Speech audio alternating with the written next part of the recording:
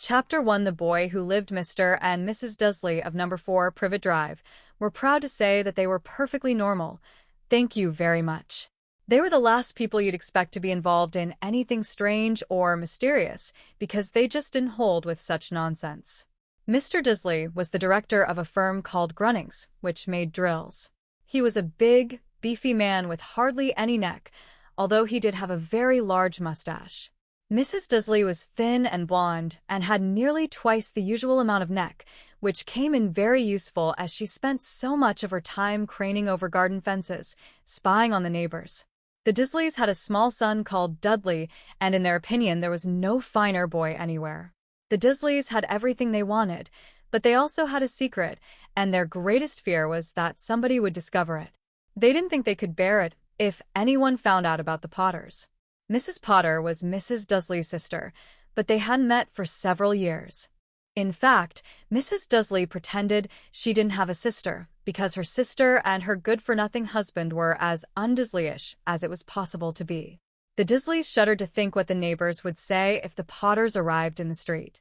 The Dursleys knew that the Potters had a small son, too, but they had never even seen him. This boy was another good reason for keeping the Potters away. They didn't want Dudley mixing with a child like that. When Mr. and Mrs. Dursley woke up on the dull, gray Tuesday our story starts, there was nothing about the cloudy sky outside to suggest that strange and mysterious things would soon be happening all over the country. Mr. Dursley hummed as he picked out his most boring tie for work, and Mrs. Dursley gossiped away happily as she wrestled a screaming Dudley into his high chair. None of them noticed a large, tawny owl flutter past the window. At 8:30, Mr. Dursley picked up his briefcase, pecked Mrs. Dursley on the cheek, and tried to kiss Dudley goodbye but missed, because Dudley was now having a tantrum and throwing his cereal at the walls. "Little tyke," chortled Mr. Dursley as he left the house. He got into his car and backed out of number 4's drive. It was on the corner of the street that he noticed the first sign of something peculiar, a cat reading a map. For a second, Mr. Dursley didn't realize what he had seen. Then he jerked his head around to look again.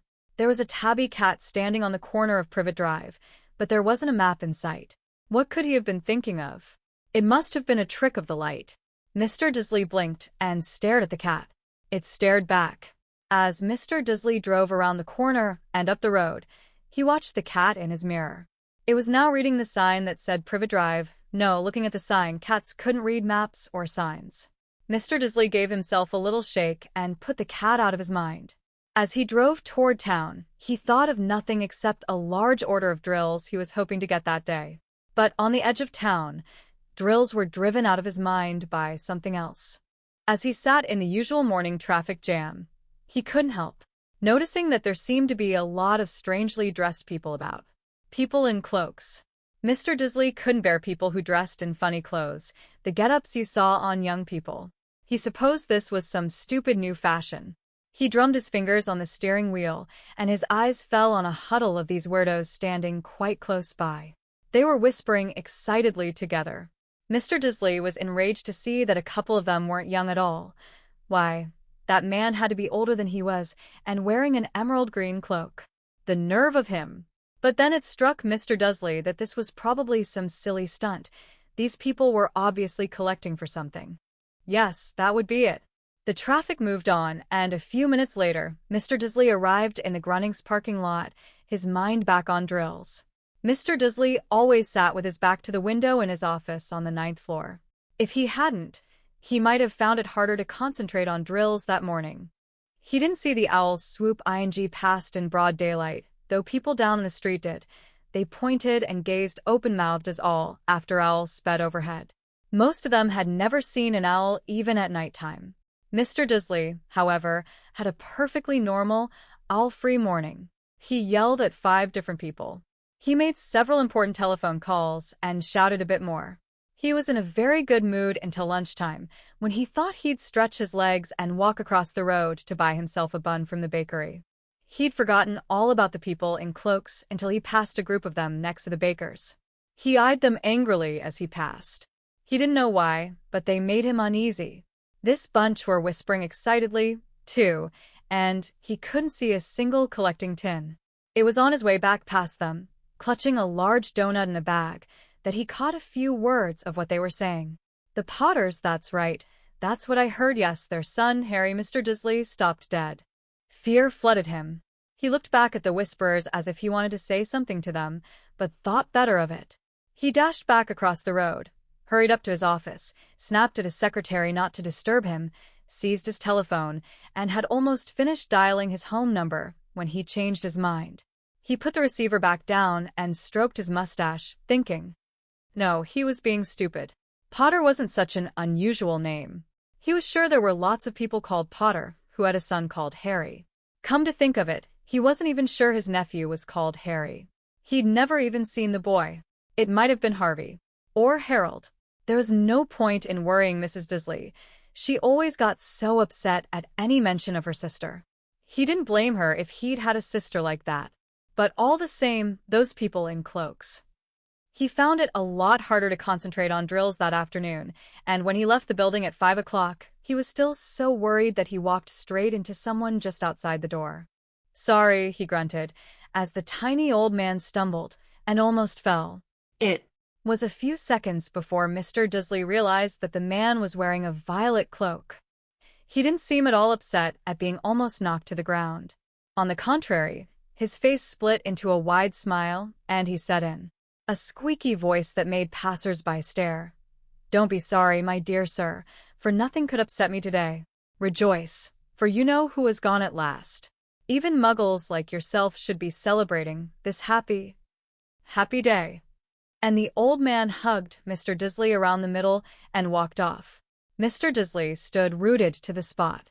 He had been hugged by a complete stranger. He also thought he had been called a muggle, whatever that was. He was rattled. He hurried to his car and set off for home, hoping he was imagining things, which he had never hoped before, because he didn't approve of imagination. As he pulled into the driveway of number 4, the first thing he saw, and it didn't improve his mood, was the tabby cat he'd spotted that morning. It was now sitting on his garden wall. He was sure it was the same one. It had the same markings around its eyes. "Shoo," said Mr. Dursley loudly. The cat didn't move. It just gave him a stern look. Was this normal cat behavior? Mr. Dursley wondered. Trying to pull himself together, he let himself into the house. He was still determined not to mention anything to his wife. Mrs. Dursley had had a nice, normal day. She told him over dinner all about Mrs. Next Door's problems with her daughter and how Dudley had learned a new word. Mr. Dursley tried to act normally. When Dudley had been put to bed, he went into the living room in time to catch the last report on the evening news. And finally, birdwatchers everywhere have reported that the nation's owls have been behaving very unusually today.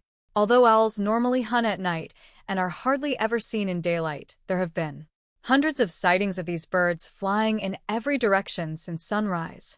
Experts are unable to explain why the owls have suddenly changed their sleeping pattern. The newscaster allowed himself a grin. Most mysterious. And now, over to Jim McGuffin with the weather. "Going to be any more showers of owls tonight, Jim?" "Well, Ted," said the weatherman, "I don't know about that, but it's not only the owls that have been acting oddly today. Viewers as far apart as Kent, Yorkshire, and Dundee have been phoning in to tell me that instead of the rain I promised yesterday, they've had a downpour of shooting stars. Perhaps people have been celebrating bonfire night early. It's not until next week, folks. But I can promise a wet night tonight." Mr. Dursley sat frozen in his armchair. Shooting stars all over Britain? Owls flying by daylight? Mysterious people in cloaks all over the place? And a whisper about the Potters. Mrs. Dursley came into the living room carrying 2 cups of tea. It was no good. He'd have to say something to her. He cleared his throat nervously. Petunia, dear, you haven't heard from your sister lately, have you?" As he had expected, Mrs. Dursley looked shocked and angry. After all, they normally pretended she didn't have a sister. "No," she said sharply. "Why?" "Funny stuff on the news," Mr. Dursley mumbled. "Owls. Shooting stars. And there were a lot of funny-looking people in town today." "So," snapped Mrs. Dursley. "Well, I just thought. Maybe it was something to do with, you know, her crowd." Mrs. Dursley sipped her tea through pursed lips. Mr. Dursley wondered whether he dared tell her he'd heard the name Potter. He decided he didn't dare. Instead he said, as casually as he could, "Their son. He'd be about Dudley's age now, wouldn't he?" "I suppose so," said Mrs. Dursley stiffly. "What's his name again?" "Howard, isn't it?" "Harry. Nasty, common name, if you ask me." "Oh, yes," said Mr. Dursley, his heart sinking horribly. "Yes, I quite agree." He didn't say another word on the subject as they went upstairs to bed. While Mrs. Dursley was in the bathroom, Mr. Dursley crept to the bedroom window and peered down into the front garden. The cat was still there. It was staring down Privet Drive as though it were waiting for something. Was he imagining things? Could all this have anything to do with the Potters? If it did. If it got out that they were related to a pair of, well, he didn't think he could bear it. The Dursleys got into bed. Mrs. Dursley fell asleep quickly, but Mr. Dursley lay awake, turning it all over in his mind. His last, comforting thought before he fell asleep was that even if the Potters were involved, there was no reason for them to come near him and Mrs. Dursley. The Potters knew very well what he and Petunia thought about them and their kind. He couldn't see how he and Petunia could get mixed up in anything that might be going on. He yawned and turned over. It couldn't affect them. How very wrong he was. Mr. Dursley might have been drifting into an uneasy sleep, but the cat on the wall outside was showing no sign of sleepiness. It was sitting as still as a statue, its eyes fixed unblinkingly on the far corner of Privet Drive. It didn't so much as quiver when a car door slammed on the next street, nor when two owls swooped overhead. In fact, it was nearly midnight before the cat moved at all.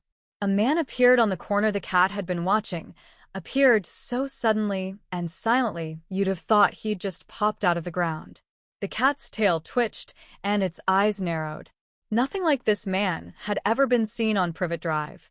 He was tall, thin, and very old, judging by the silver of his hair and beard, which were both long enough to tuck into his belt. He was wearing long robes, a purple cloak that swept the ground, and high-heeled, buckled boots.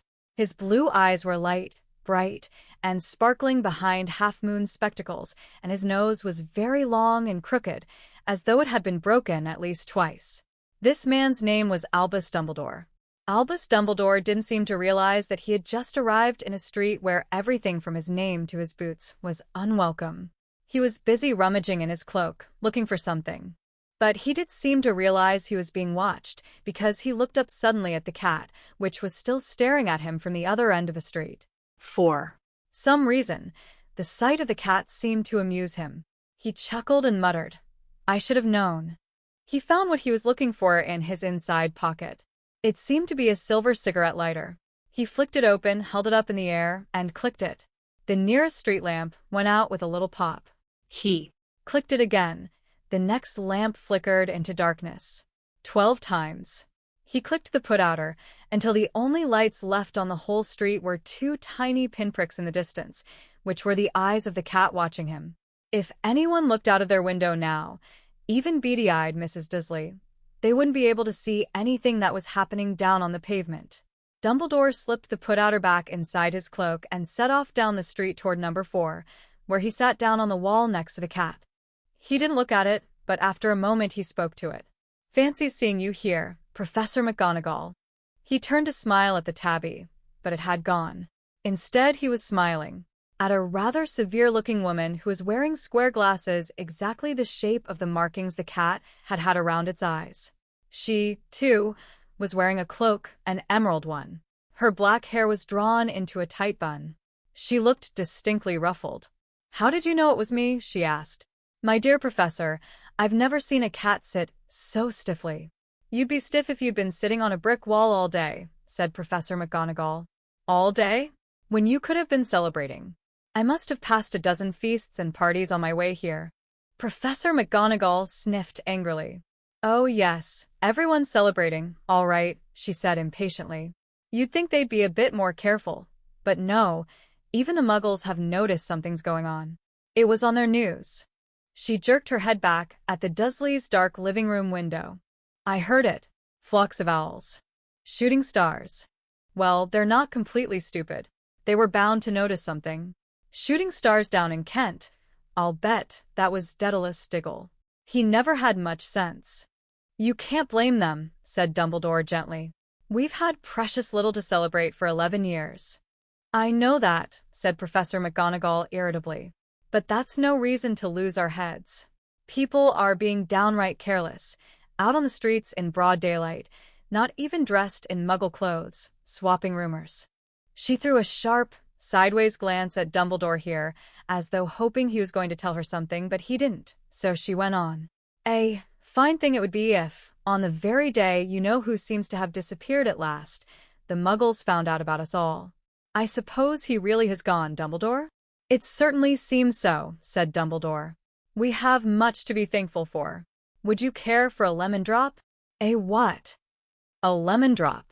They're a kind of Muggle sweet I'm rather fond of. No, thank you, said Professor McGonagall coldly, as though she didn't think this was the moment for lemon drops. As I say, even if you know who has gone dash, my dear Professor, surely a sensible person like yourself can call him by his name? All this you-know-who nonsense. For 11 years I have been trying to persuade people to call him by his proper name, Voldemort. Professor McGonagall flinched, but Dumbledore, who was unsticking 2 lemon drops, seemed not to notice. It all gets so confusing if we keep saying you-know-who. I have never seen any reason to be frightened of saying Voldemort's name. I know you, Haven T, said Professor McGonagall, sounding half exasperated, half admiring. But you're different. Everyone knows you're the only one you know. Oh, all right, Voldemort was frightened of. You flatter me, said Dumbledore calmly. Voldemort had powers I will never have. Only because you're too, well, noble to use them. It's lucky it's dark. I haven't blushed so much since Madame Pomfrey told me she liked my new earmuffs. Professor McGonagall shot a sharp look at Dumbledore and said, The owls are nothing next to the rumors that are flying around. You know what everyone's saying? About why he's disappeared. About what finally stopped him. It seemed that Professor McGonagall had reached the point she was most anxious to discuss, the real reason. She had been waiting on a cold, hard wall all day, for neither as a cat nor as a woman had she fixed Dumbledore with such a piercing stare as she did now. It was plain that whatever everyone was saying, she was not going to believe it until Dumbledore told her it was true. Dumbledore, however, was choosing another lemon drop and did not answer. What they're saying, she pressed on, is that last night Voldemort turned up in Godric's Hollow. He went to find the Potters. The rumor is that Lily and James Potter that they're dead. Dumbledore bowed his head. Professor McGonagall gasped. Lily and James. I can't believe it. I didn't want to believe it. Oh, Albus. Dumbledore reached out and patted her on the shoulder. I know, he said heavily. Professor McGonagall's voice trembled as she went on. That's not all. They're saying he tried to kill the Potter's son, Harry. But he couldn't. He couldn't kill that little boy. No one knows why or how, but they're saying that when he couldn't kill Harry Potter, Voldemort's power somehow broke, and that's why he's gone. Dumbledore nodded glumly. It's true, faltered Professor McGonagall. After all he's done. All the people he's killed. He couldn't kill a little boy? It's just astounding. Of all the things to stop him. But how in the name of heaven did Harry survive?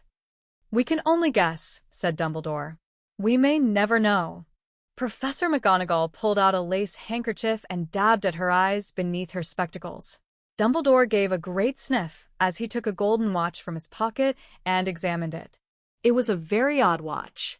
It had 12 hands but no numbers. Instead, little planets were moving around the edge.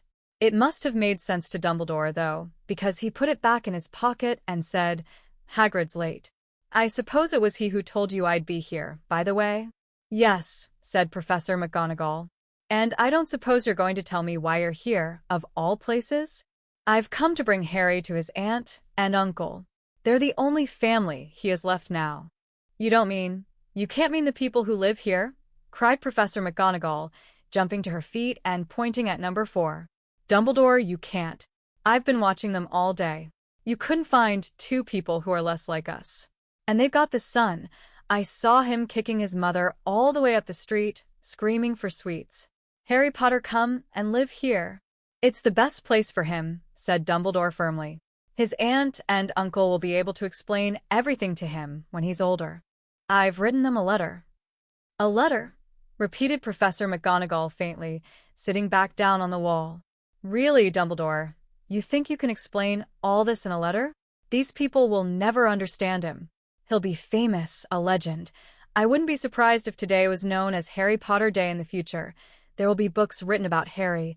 Every child in our world will know his name. Exactly, said Dumbledore, looking very seriously over the top of his half-moon glasses. It would be enough to turn any boy's head. Famous before he can walk and talk. Famous for something he won't even remember. Kara, you see how much better off he'll be, growing up away from all that until he's ready to take it. Professor McGonagall opened her mouth, changed her mind, swallowed, and then said, Yes, you're right, of course. But how is the boy getting here, Dumbledore? She eyed his cloak suddenly, as though she thought he might be hiding Harry underneath it. Hagrid's bringing him. You think it wise to trust Hagrid with something as important as this? I would trust Hagrid with my life, said Dumbledore. I'm not saying his heart isn't in the right place, said Professor McGonagall grudgingly, but you can't pretend he's not careless. He does tend to. What was that? A low rumbling sound had broken the silence around them. It grew steadily louder as they looked up and down the street for some sign of a headlight. It swelled to a roar as they both looked up at the sky, and a huge motorcycle fell out of the air and landed on the road in front of them. If the motorcycle was huge, it was nothing to the man sitting astride it. He was almost twice as tall as a normal man, and at least 5 times as wide. He looked simply too big to be allowed, and so wild. Long tangles of bushy black hair and beard hid most of his face. He had hands the size of trash can lids, and his feet in their leather boots were like baby dolphins. In his vast, muscular arms, he was holding a bundle of blankets. Hagrid, said Dumbledore, sounding relieved. At last. And where did you get that motorcycle? Borrowed it, Professor Dumbledore. Sit, said the giant, climbing carefully off the motorcycle as he spoke. Young Sirius Black lent it to me. I've got him, sir. No problems, were there? No, sir. House was almost destroyed, but I got him out all right before the muggles started swarming around. He fell asleep as we was flying over Bristol. Dumbledore and Professor McGonagall bent forward over the bundle of blankets. Inside, just visible, was a baby boy, fast asleep. Under a tuft of jet black hair over his forehead, they could see a curiously shaped cut, like a bolt of lightning. Is that where Dash? Whispered Professor McGonagall. Yes, said Dumbledore. He'll have that scar forever. Couldn't you do something about it, Dumbledore? Even if I could, I wouldn't. Scars can come in handy. I have one myself above my left knee that is a perfect map of the London Underground. Well, give him here, Hagrid. We'd better get this over with. Dumbledore took Harry in his arms and turned toward the Dursleys' house. Could I say goodbye to him, sir? Asked Hagrid. He bent his great, shaggy head over Harry and gave him what must have been a very scratchy, whiskery kiss. Then, suddenly, Hagrid let out a howl like a wounded dog. Sure, hissed Professor McGonagall. You'll wake the muggles. Sorry, sobbed Hagrid, taking out a large, spotted handkerchief and burying his face in it. But I can't stand it. Lily and James dead, and poor little Harry off to live with muggles. Dash. Yes, it's all very sad, but get a grip on yourself, Hagrid, or we'll be found, Professor McGonagall whispered, patting Hagrid gingerly on the arm as Dumbledore stepped over the low garden wall and walked to the front door. He laid Harry gently on the doorstep, took a letter out of his cloak, tucked it inside Harry's blankets, and then came back to the other two. For a full minute the three of them stood and looked at the little bundle. Hagrid's shoulders shook, Professor McGonagall blinked furiously, and the twinkling light that usually shone from Dumbledore's eyes seemed to have gone out. Well, said Dumbledore finally, that's that. We've no business staying here. We may as well go and join the celebrations. Yeah, said Hagrid in a very muffled voice. I'll be talking Sirius's bike back. Good night, "Professor McGonagall, Professor Dumbledore, sir." Wiping his streaming eyes on his jacket sleeve, Hagrid swung himself onto the motorcycle and kicked the engine into life. With a roar it rose into the air and off into the night. "I shall see you soon, I expect, Professor McGonagall," said Dumbledore, nodding to her. Professor McGonagall blew her nose in reply. Dumbledore turned and walked back down the street. On the corner he stopped and took out the silver put-outer. He clicked it once, and 12 balls of light sped back to their street lamps, so that Privet Drive glowed suddenly orange, and he could make out a tabby cat slinking around the corner at the other end of the street. He could just see the bundle of blankets on the step of number 4. "Good luck, Harry," he murmured. He turned on his heel, and with a swish of his cloak, he was gone. A breeze ruffled the neat hedges of Privet Drive, which lay silent and tidy under the inky sky, the very last place you would expect astonishing things to happen. Harry Potter rolled over inside his blankets, without waking up. One small hand closed on the letter beside him, and he slept on, not knowing he was special, not knowing he was famous, not knowing he would be woken in a few hours' time by Mrs. Dursley's scream as she opened the front door to put out the milk bottles, nor that he would spend the next few weeks being prodded and pinched by his cousin Dudley. He couldn't know that at this very moment, people meeting in secret all over the country were holding up their glasses and saying in hushed voices, "To Harry Potter, the boy who lived."